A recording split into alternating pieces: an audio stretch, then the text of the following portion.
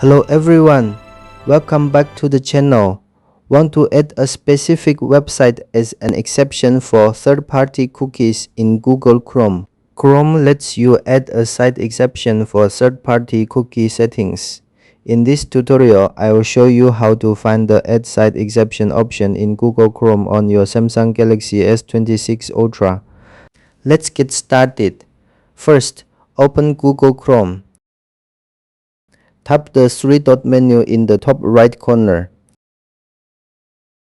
Then tap Settings. Next, tap Privacy and Security. Then tap Third-party Cookies. The third-party cookies settings will appear. Next, tap Add Site Exception. A new screen will appear.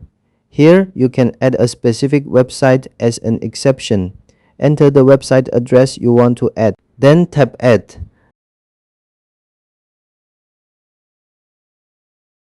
The website will be added to your site exceptions.